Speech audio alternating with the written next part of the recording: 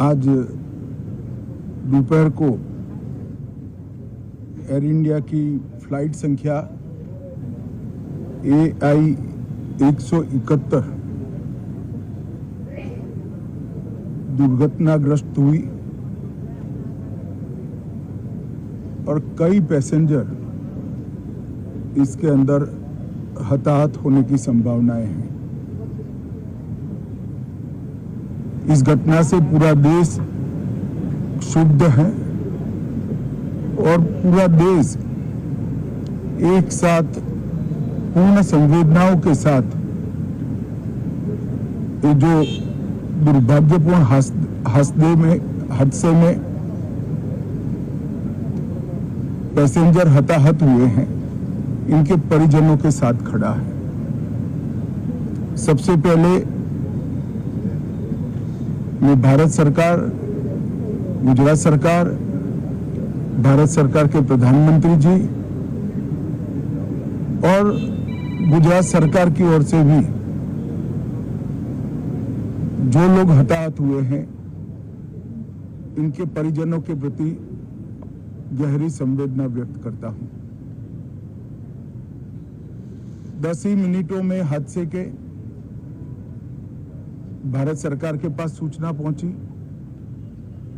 तुरंत ही मैंने मुख्यमंत्री जी, यहाँ के गृह मंत्री, होम डिपार्टमेंट के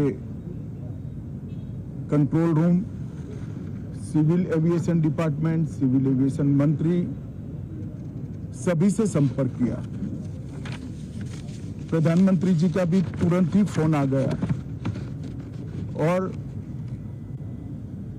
भारत सरकार और गुजरात सरकार के सभी डिपार्टमेंट एक साथ होकर राहत और बचाव कार्य में लगे। इस विमान में कुल मिलाकर 230 यात्री देश के और विदेश के और 12 क्रू मेंबर सवार थे। इसमें से एक यात्री का बचने का अच्छा समाचार मिला है, मैं उनको मिलकर आया हूं।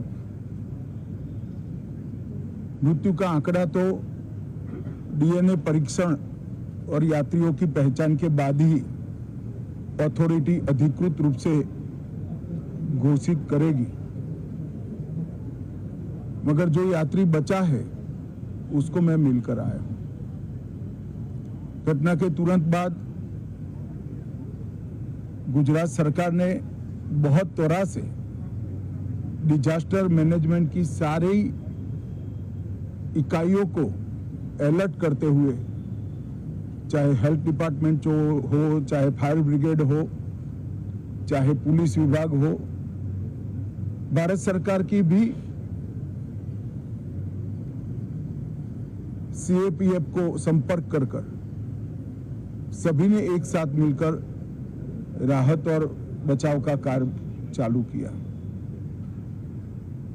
मगर 1.25 लाख लीटर ईंधन विमान के अंदर ही था और लगभग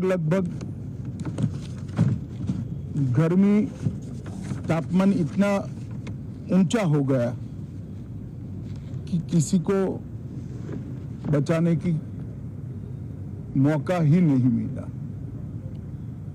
अब मैं घटना स्थान पर भी जाकर आया हूं।